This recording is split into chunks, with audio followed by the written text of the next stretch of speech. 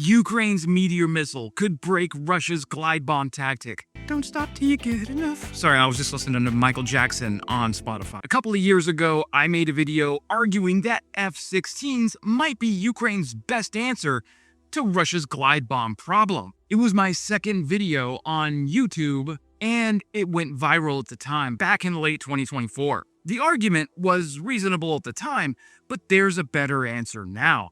On May 28th, Sweden and Ukraine held a joint press conference at Uppsala Air Base. Sweden announced it would donate 16 Gripen CD fighter jets with a weapons package that includes METEOR, Iris-T, and AMRAAM. Ukraine's President Zelensky stood at the podium and said specifically that the Gripen with METEOR would push Russian jets out of position so they could no longer carry out massive glide bomb attacks.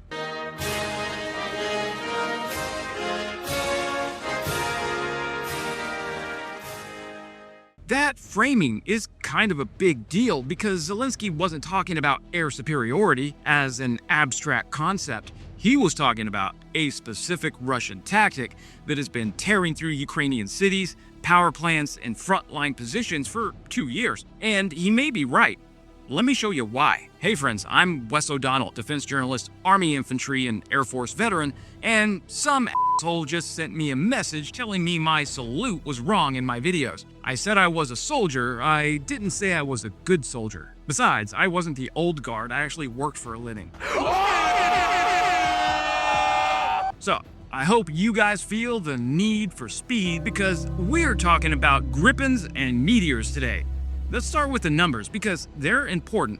Ukraine's defense ministry reported that Russia dropped 7,987 glide bombs just in March of 2026, the highest monthly total of the entire full-scale war.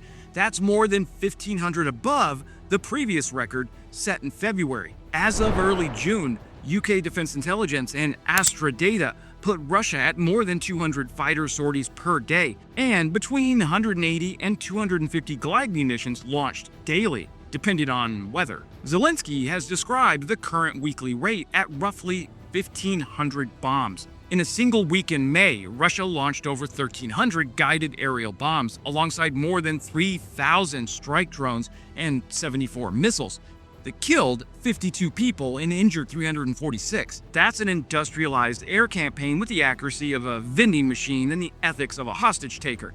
And it's been running and accelerating for over 2 years. The reason Russia can do this is straightforward.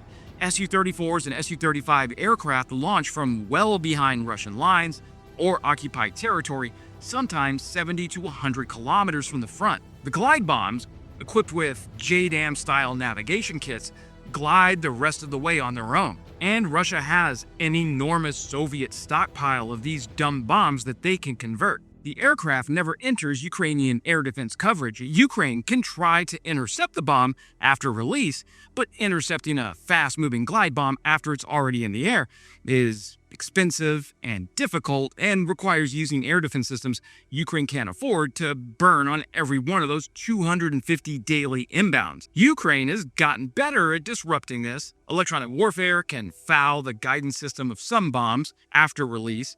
That's real and it matters, but the better solution isn't catching the grenade, it's punching the guy before he throws it. Now, before I get to the METEOR, let's talk about the Gripen itself because the aircraft choice is part of the argument. F-16s have been Ukraine's first Western fighter, and they've performed meaningfully. The problem is basing. Russia targets Ukrainian airfields pretty consistently. Fixed infrastructure is a liability in this war. The F-16's operational concept assumes a maintained runway and a reasonably stable base to work from. Now, I have talked about Ukraine's F-16 dispersed operations, but that assumption has been stress-tested badly. Gripen was designed around a different doctrine. The JAS-39 can operate from public roads and dispersed staging areas. It needs a minimum ground crew for turnaround, 1 trained maintainer, and 9 conscripts. Its maintenance footprint per flight hour is significantly lower than most comparable Western jets. It was built from a factory for a country, Sweden, that planned to fight a war in which its own territory might be partially occupied and its airfields might be under attack. That's not a coincidence, that's directly applicable to Ukraine's situation. Sweden's defense minister, Pal Johnson, said it plainly at Uppsala.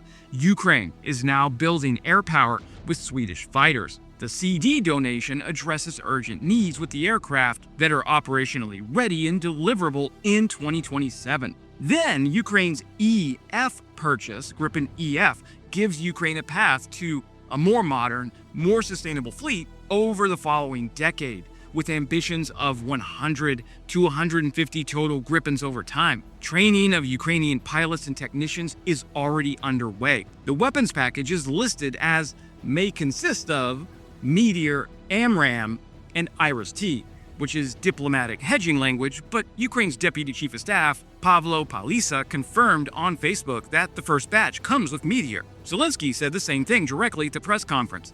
The missile is coming. This is the part, though, that matters most, and let's be precise.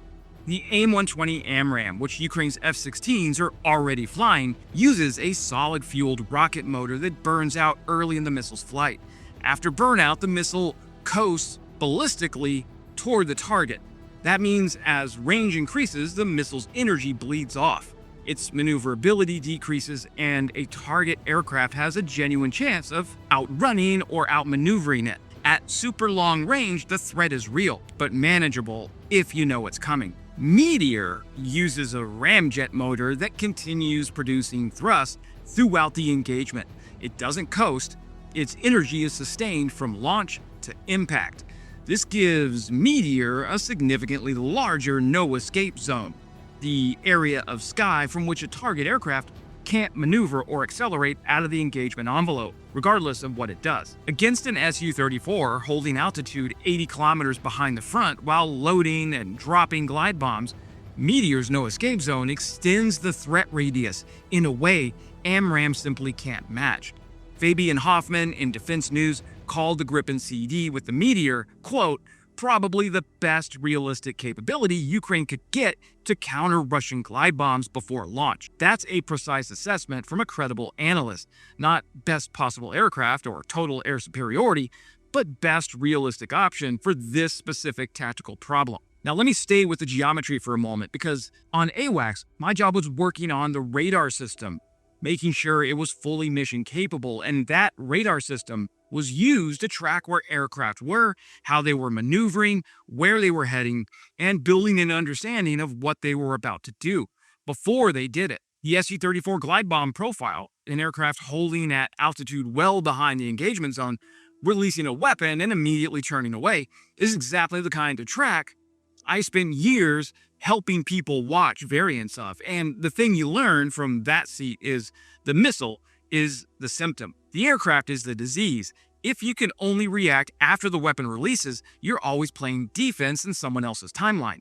The bomb is already in the air, already on its guidance solution, already being contested by your limited supply of interceptors. In that case, you're spending from a finite budget on every one of those engagements. But METEOR changes the question from can we stop the bomb to is it worth it to even fly within 100 kilometers of the front? That's a different problem for a Russian mission planner and mission planners who have to fly farther back, launch bombs that glide a shorter effective distance, hit fewer targets, and give Ukraine's defenses more reaction time. The math changes before the first bomb ever leaves the rail. Now, I should mention, the CD delivery is conditional on Ukraine proceeding with the EF purchase, and Saab hasn't received signed contracts yet. Deliveries will begin in 2027 at the earliest. Pilot training takes time, weapons integration takes time, and building the tactical proficiency to execute this mission at scale takes longer still. RUSI's Justin Bronk is worth quoting directly on expectations. Gripen won't create total Ukrainian air superiority. Russia's ground-based air defense network remains formidable, and a Gripen hunting Su-34s at range is itself flying inside a threat environment that includes Russian fighters, long-range SAMs, and airborne early warning support. Ukraine won't be flying freely into Russian airspace. The game is about pushing the launch line back, not eliminating it. 16 CD Gripens is one squadron. That's meaningful, but it's not transformative, and the effect on 250 daily glide bomb launches depends heavily on how Ukraine integrates these jets into its existing air defense network, its electronic warfare posture, or its tactical playbook. So no, this doesn't solve the glide bomb problem by Friday, but it's the first Western aircraft specifically suited by platform design and by weapons package to threaten the aircraft, creating the problem before the weapon leaves the wing. That's the shift worth naming. Ukraine has spent 2 years developing the ability to disrupt the bomb after release. Electronic warfare, interceptors, mobile air defense, clever countermeasures, all of it's valuable, but all of it is still playing the second half of the game. The Gripen with METEOR plays the first half, before the bomb even drops, before the aircraft completes its run. In the decision space where a Russian mission planner or Russian pilot has to ask whether the flight is survivable, not just whether the bomb will land. That's not a marginal improvement on the current situation. That's a different countermeasure layer sitting above everything Ukraine has already built. Not replacing the EW, not replacing the SAMs, but sitting above them, threatening the source. Sweden's defense minister said Russia tried to break Ukraine from the skies. The Gripen and the METEOR package is Ukraine's answer to that sentence. Not a guarantee, a credible counter threat. Sweden didn't just donate 16 CD fighter jets. It donated a weapons combination specifically designed to push back the tactic Russia has been using to hammer Ukrainian front lines for 2 years. The Gripen was built for exactly that kind of dispersed, infrastructure-light contested airspace war Ukraine is fighting. METEOR was built to threaten aircraft that thought they were safe at standoff range. The combination closes a gap that has cost Ukraine enormously since 2022. It might not arrive till 2027. It won't create total air superiority. Russia will try to adapt as it does, but the Su-34 crews who've been flying their comfortable standoff glide bomb runs for 2 years are gonna start doing math they haven't had to do before. And that math, run enough times, changes behavior. That's how you break a campaign. Not with one decisive engagement, but with the accumulation of problems that make every mission harder, every flight plan more conservative, and every glide bomb run a calculation instead of a routine. Okay, that is it for today, my friends. If you want to follow how the Gripen integration develops and how it interacts with Ukraine's existing air defense picture, hit subscribe. It's the best free way to support what I do here. Deeper reads are over on Substack, QR code on the screen, or just wesodonnell.com. And as always, glory to Ukraine, glory to the heroes. Crimea is Ukraine.